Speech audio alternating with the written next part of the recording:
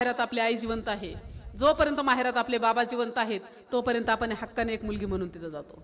पण जेव्हा आपली आई जगाचा निरोप घेते, आपले बाबा जगाचा निरोप घेतात, भावाचा एक नंबर बंगला असू द्या, सोन्याचं दूर निघू द्या, पोरीने रिकाम्या हाताने जायचं आणि रिकाम्या हाताने माघारी यायचं.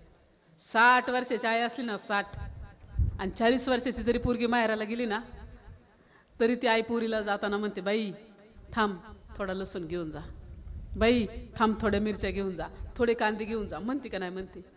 मला सांगा, एवढं प्रेम जगाच्या पाठीवरती आपल्यावरती कोण करतं?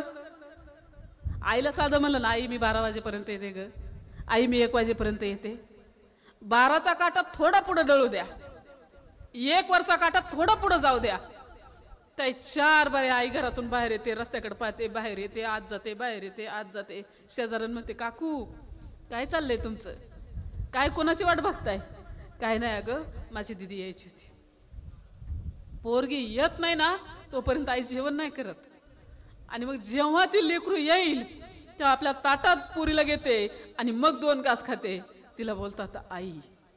आई एवढं प्रेम जगाच्या पाठीवरती दुनियाच्या बाजारात कुणीच करत नाही. मला सांगायचं तात्पर्य, खऱ्या अर्थाने आई म्हणजे काय असते. आई आहे तोपर्यंत आपल्याला कळत नाही, बाप आहे तोपर्यंत बापाचं महत्व नाही, ते गेल्याच्या नंतर आपल्याला त्यांचं महत्व आणि त्यांची किंमत कळते. पण गेल्यावर कळण्यापेक्षा ते आहे तोपर्यंत कळलं पाहिजे ना.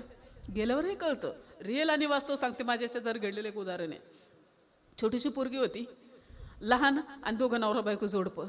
योग असा झाला, पोरगी लहान होती, गावही छोटं आहे, शाळा तिथं कमी आहे. हळूहळू पोरगी मोठी झाली, माध्यमिक छोटंसं जिल्हा परिषदेचं शिक्षण पूर्ण झालं. माध्यमिक उच्च माध्यमिक शिक्षणासाठी बाहेर पाठवायचं ठरवलं. तिला बाहेरही पाठवायचं ठरवल्यानंतर तिथं गेली, तिचं तेही शिक्षण पूर्ण झालं. 1 नंबर पोरीचा आला, हुशार पोरगी होती. 4-2 जण भेटली, म्हणले अहो तिला जरा अजून लांब बाहेर पाठवा, अजून चांगली शाळा शिकवा, 1 नंबर होईल. पदव्युत्तर शिक्षणासाठी आणखी दूर ठेवण्याचा निर्णय त्या जोडीने घेतला. तिकडे पाठवलं. पण योग असा झाला, अगदी 4-2 दिवसांनी आपली पोरगी जाणार आहे. आई जर कुठं मैत्रिणींच्यात गेली ना गप्पा मारायला, तिला आठवण व्हायची की आपलं लेकरू जाणार आहे, आपली तिची भेट होणार नाही. आई आपोआप घरी येऊन बसायची. बाबा जर कुठं चौकात बसलेच रमलेच गप्पा मारायला, तर तिथं त्यांच्या मनात विचारायचा की आपलं लेकरू जाणार आहे, तेही घरी येऊन बसायचे. अगदी उद्याच्याला जायचंय म्हणून आईने भारी पुरणपोळीचा स्वयंपाक केला, 1 नंबर ताट सजवलं, पुरीला पाटावरती बसवलं आणि स्वतःच्या हाताने मुखात घास भरवू लागले. स्वतःच्या हाताने मुखात घास भरवताना मात्र आईच्या डोळ्यातून खळखळ खळखळ अश्रूंच्या धारा होत्या. पोरीने सांगितलं, आई रडू नकोस ना. तरी पण आईच्या डोळ्यातून अश्रू वाहत आहेत. आईने सांगितलं, बाळा तू चाललीस ना बाहेर शाळेला, अभ्यास कर बरं का, 1ला नंबर मिळव बरं का, संगत चांगल्याची कर आणि लवकर घरी ये. हो आई, मी अभ्यास करेल, मी संगत चांगल्याची करेल, 1ला नंबर मिळवेल, आई मी लवकर घरी येईल. पण आई तू रडू नकोस ना. स्वतःच्या हाताने पोरीने आईचे अश्रू पुसले. ठीक आहे, उद्याच्याला सकाळी लवकर जायचंय म्हणून सगळेजण पहाटे लवकर उठले, घरातली कामं आवरली. बाबांनी आपली छोटीशी गाडी बाहेर काढली, आईने कपड्याची बॅग, खाऊचा डबा, मिठाईचा डबा सगळं गाडीत ठेवलं आणि पोरीला सोडवण्यासाठी शाळेत निघाले. अगदी शाळेतही पोहोचले.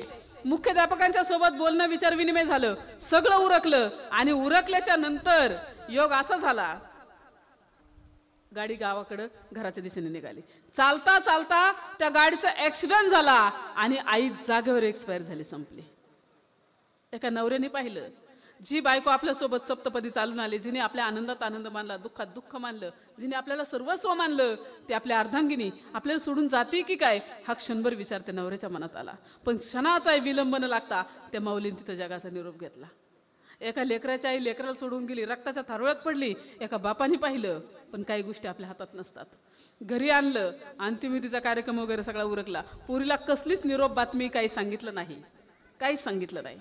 बोलता चालता महिना, 4 महिने, 6 महिने, वर्ष, 12 महिने झाले, काही सांगितलं नाही. शाळेवरती परिणाम नको, अभ्यासावरती परिणाम नको म्हणून सांगितलं नाही. पण संध्याकाळची वेळ होती, सगळेजण अंगणात उभे राहिलेले होते, रोडच्या गाड्या बदलत बदलत लेकरू आलेलं होतं, सगळेजण उभे राहिले होते, चुलते, काका, आजोबा, आजी सगळे उभे होते. पोरगी आली, पोरीच्या हातात 1 नंबर भारी बक्षीस होतं, प्रमाणपत्र होतं, ट्रॉफी होती, सगळं होतं. आणि आल्याच नंतर लेकरू पटापट पटापट सगळ्यांचं दर्शन घेत होतं. दर्शन घेताना मात्र एकच प्रश्न पोरगी विचारत होती, तुम्ही सगळेजण आहेत पण माझी आई नाही दिसत, माझी आई नाही दिसत, माझे बाबा नाही दिसत. कोणाचंच धाडस होत नव्हतं की कसं सांगू या लेकराला तुझी आई आज या विश्वात नाही, कसं सांगू या लेकराला तुझी आई तुला कधीच भेटणार नाही. पुढं असेल बघ, पुढं असेल बघ, पुढं असेल बघ सांगितलं. चला पुढं असेल. शेवटी तुळशी वृंदावनावरती जीर्ण झालेली आजी बसलेली होती. पोरगी तिथं गेली, आजीचं दर्शन घेतलं आणि दर्शन घेतल्यानंतर पुन्हा तोच प्रश्न विचारला, तुम्ही सगळेजण दिसताय आजी, पण आई नाही दिसत. आजीचं सुद्धा धाडस झालं नाही. आजीने सांगितलं, बाळा आतल्या खोलीत असेल बघ. पोरीला वाटलं खरंच महत्त्वाच्या कामात असेल माझी आई, काहीतरी विचार विनिमय चाललेला असेल म्हणून शोधत शोधत ते आतल्या खोलीत गेली. तिथं जाऊन पाहिलं, तिथंही आई भेटली नाही. मग चला देवघरात तरी असेल. देवघरात पोरगी गेली तर एका कोपऱ्यात खालीमान घालून बसलेले आपले बाबा पोरीच्या निदर्शनात आले. ज्या वडिलांची दाढी वाढलेली होती, केस विस्कटलेले होते, अंगावरती मळलेली कपडे होती. बाबांचं दर्शन घेतलं आणि पहिला प्रश्न विचारला, बाबा आई कुठे गेली? डोळ्यातून खळखळ खळखळ अश्रूच्या धारा. बाबा, बाळा भगवंताचं दर्शन घे. भगवंताचं दर्शन घेतलं आणि बाबा मला आता तरी सांगा आई कुठे गेली? भगवंताच्या फोटोच्या वरती आईचा फोटो लटकवलेला आहे हे हाताने दाखवलं. हे पोरीने पाहिलं आणि हातातलं बक्षीस प्रमाणपत्र ट्रॉफी जागच्या जागी गळून पडले. मला सांगायचं तात्पर्य एवढंच की आज सगळं होतं. पहिला नंबर होता, बक्षीस होतं, प्रमाणपत्र होतं, सगळं होतं, पण जवळ घेऊन पाठीवरती थाप टाकणारी आई नव्हती या विश्वात. म्हणून आईची किंमत, आईचं महत्व, बाबांचं महत्व ते आहेत ना तोपर्यंत कळू द्यात. लई जणांना वाटतं आज फक्त हे वैभव बघायला माझा बाप पाहिजे होता, आज मी एवढं डेव्हलप केलंय हे पाहायला माझी आई पाहिजे होती. पण आज नाही ना. आजही हा मोहिते परिवार आहे पा, एक नंबर मंडप टाकलाय, सगळी प्रेमाची मंडळी आलेत, एक नंबर स्वयंपाक केलेला आहे. देवा 2च मिनिटासाठी आमच्या आईला पाठव. देवा आज सगळी आमची प्रेमाची माणसं आलेत, आईचे सगळे प्रेमाचे मंडळी आलेत, पण शक्य आहे का ते? नाही येऊ शकत, नाही पाठवू शकत. सगळ्या त्यांच्या बहिणी आहेत, भाऊ आहेत, नातवंड आहेत, तुम्ही सगळी मंडळीत एवढ्या भरलेल्या मंडपात आणि एवढ्या सगळ्यात आज आई नाही. कधी यात्रा असेल, दीपावली असेल, सणवार असेल, काही असेल, या पुरी पुरी एकत्र येतील, भाऊ एकत्र येतील, नातवंड एकत्र येतील, सगळे असतील, पण त्यांची आई नसेल. म्हणून आई बाबा आहेत तोपर्यंत त्यांच्यावरती प्रेम करा. ते गेल्यानंतर काहीतरी करत बसण्यात काहीच अर्थ नाही आणि काहीच मजा नाही. म्हणून सगळ्यांनी